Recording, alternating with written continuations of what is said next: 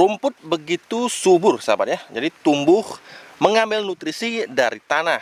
Apalagi di musim hujan ini rumput akan tumbuh dengan begitu subur, gendut-gendut. Akan tetapi sahabat, di sini juga kangkung yang hidup berdampingan dengan si rumput juga tumbuh dengan gendut-gendut. Dan nah, di sampingnya atau di atasnya juga ada bayam yang juga tumbuh dengan sangat subur. Nah, mengapa bisa begitu, Bli? Nah, mengapa bisa semuanya tumbuh subur, tumbuh gendut, meskipun ditanam di satu lahan yang sama?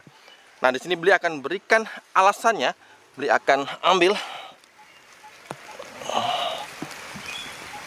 Nah, ini adalah kompos hitam, sahabat ya.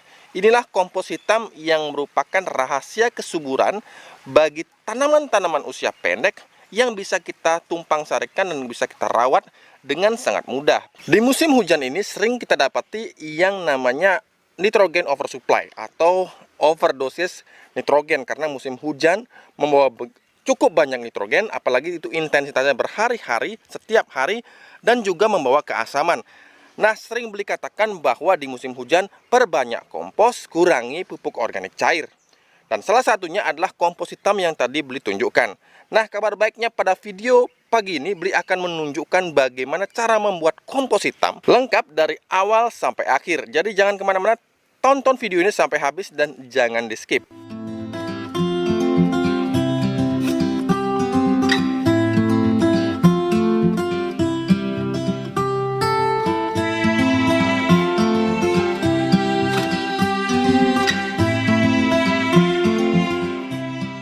Nah, pertama Bli akan memberitahu dulu bagaimanakah bahan yang kita perlukan untuk membuat kompos hitam ini, sahabat. Sini. Panas sekali.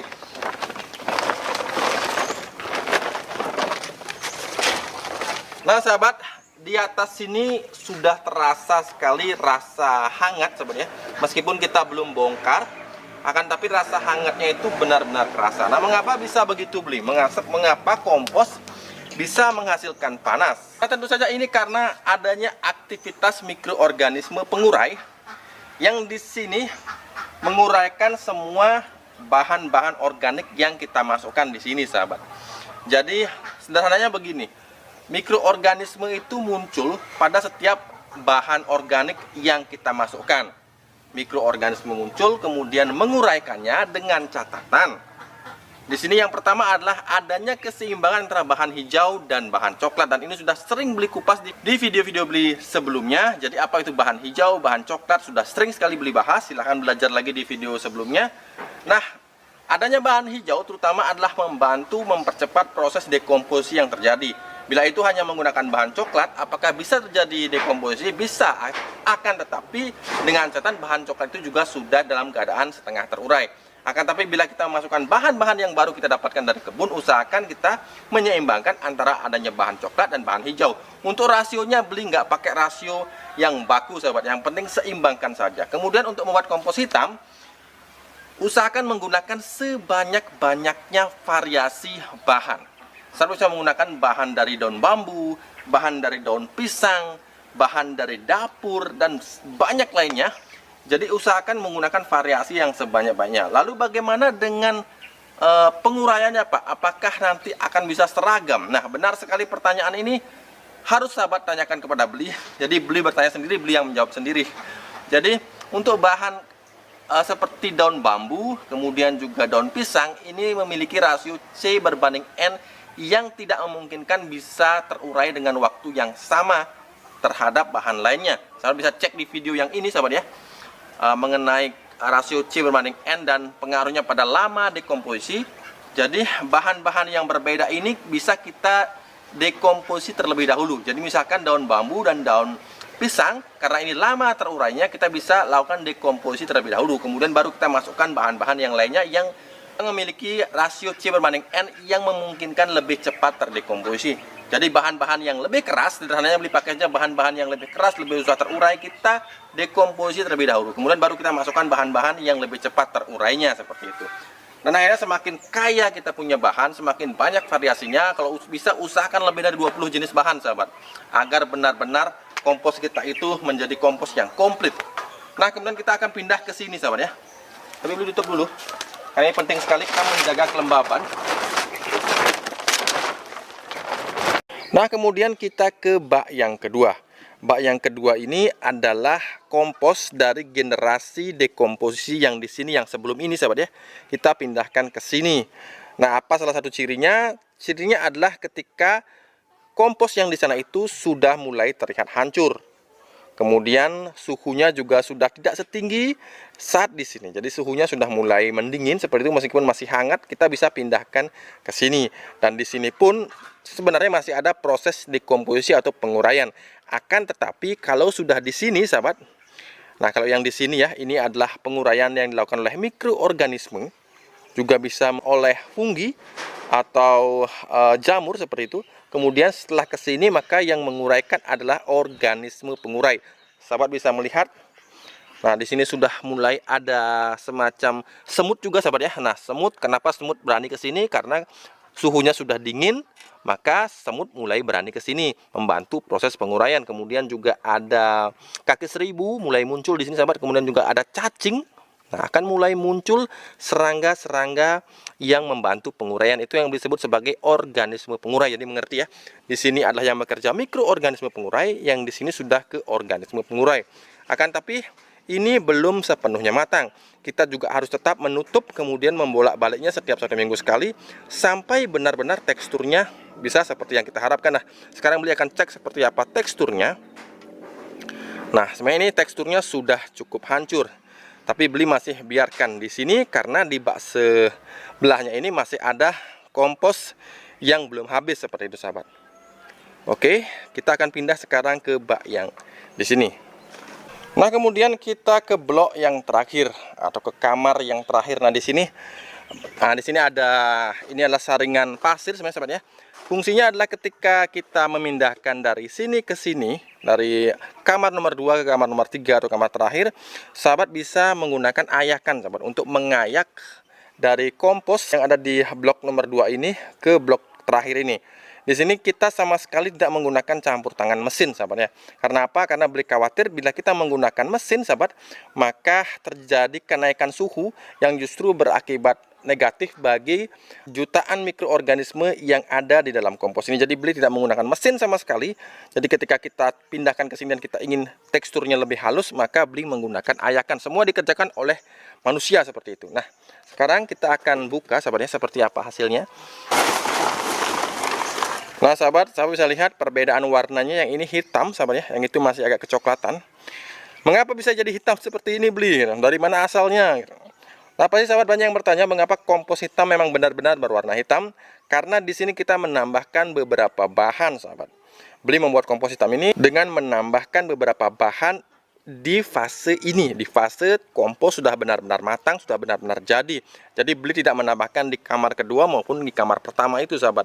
Karena apa? Karena dengan memberikan bahan yang tadi beli khawatir akan membuat perlambatan dari proses dekomposisi yang terjadi di kamar nomor 2 maupun di kamar nomor 1. Nah, di kamar nomor 3 ini kita sudah bisa menambahkan bahan-bahannya. Apa saja itu? Nah, ini adalah bahan-bahannya sahabat ya, yang bisa kita tambahkan saat kompos sudah matang, benar-benar matang. Di sini ini adalah arang sekam sahabat ya, yang sudah dihancurkan, dan kemudian beli juga tambahkan dari abu akar bambu. Akar bambu juga bisa sahabat, bambu juga bisa sahabat ya. Jadi akar bambu maupun bambu kita bisa dapatkan abunya, kemudian kita campur dengan sekam bakar yang kita hancurkan menjadi tepung arang seperti ini. Kita campurkan dengan abu bambu, kemudian di sini juga ada seperti biasa kulit telur. Nah, kenapa beli juga menambahkan kulit telur? Karena kita ingin memperkaya yang namanya kandungan kalsium yang ada di dalam kompos ini. Dan ini sudah beli campurkan sahabat ya. Ini hanya contoh bahan yang beli campurkan dari kamar sini ke sini. Tentu saja kita ayak terlebih dahulu. Kemudian setelah itu beli juga menambahkan yang namanya, nah ini adalah arang yang dihancurkan berbentuk granul seperti ini.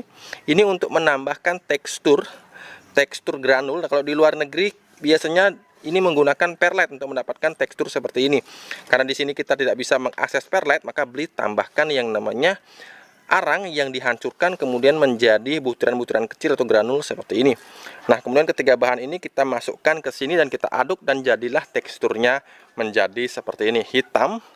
kemudian juga penuh dengan nutrisi, ada kalsium, ada karbon yang tinggi di sini sahabat, sehingga di musim hujan kompos ini sangat-sangat berguna. Ini sebabnya Beli mengatakan bahwa kompos hitam adalah kompos yang sangat berguna atau efektif menjadi solusi tanaman kita tetap subur dan aman di musim hujan. Jadi bagi sahabat yang daerahnya saat ini sudah mulai hujan, maka wajib membuat kompos seperti ini. Bahannya sangat sederhana dan mudah didapat. Nanti ketika sahabat meraba langsung, maka akan terasa ada granul-granul seperti itu, ada butiran-butiran seperti itu. Memang sengaja Beli membuatnya karena ini musim hujan.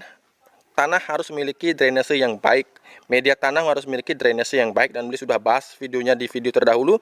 Maka Beli menambahkan dari pecahan-pecahan arang, sehingga kompos ini tidak hanya sekedar menjadi makanannya tanah, tapi juga bisa menjadikan media kita mendapatkan drainase yang sangat baik. Nah, Beli hampir lupa, dari semua proses ini dekomposernya Beli menggunakan apa? Beli hanya menggunakan biang kompos. Jadi Beli hanya menggunakan biang kompos. Beli tidak menggunakan M4 maupun bahan lainnya, hanya menggunakan biang kompos yang Beli campur dengan air cucian beras. Kemudian kita bisa siramkan saat kita mengaduknya, sehingga ini mempercepat proses dekomposisi dan menjadikan proses dekomposisi menjadi lebih sempurna seperti itu. Selain juga menambahkan banyak jenis jamur baik. Tentu saja sahabat sudah banyak yang mencoba untuk menggunakan BK untuk memancing trichoderma, dan sahabat sudah lihat sendiri hasilnya seperti apa. Jadi Beli tidak usah menjelaskan lagi. Yang jelas ini semua prosesnya dibantu oleh biang kompos. Kontras ya warnanya ya. Karena emang kita perkaya dengan bahan-bahan ini, dan ini kompos yang menjadi solusi sekaligus solusi di musim hujan. Maka sahabat wajib sekali membuat kompos seperti ini, menjaga tanaman tetap subur di musim hujan. Nah sahabat, kabar gembira untuk sahabat yang susah mendapatkan bahan-bahan yang kompleks seperti ini. Nah, sekarang Beli sudah menyediakan kompos hitam sahabat. Nah, ini adalah kompos hitam. Jadi kompos yang tadi kita perlihatkan, kita kemas seperti ini. Kompos hitam. Ini ada lambangnya Bali Organic TV. Dan juga di sini Beli tuliskan hanya untuk subscriber BU TV. Juga tanggal expirednya juga di sini Beli sudah tuliskan solusi subur di musim hujan. Jadi bagi sahabat yang ingin memilikinya, silahkan langsung diklik saja link yang Beli sertakan di kolom komentar maupun deskripsi. Dan ini sahabat, ini beratnya 5 kg, jadi berat banget dan cukup banyak. Jadi sahabat kalau punya 2 bungkus saja udah 10 kilo, rasanya cukuplah untuk melewati musim hujan ini bagi sahabat yang memiliki kebun skala rumah tangga seperti itu sahabat. Cukup sekian video Beli kali ini sahabat.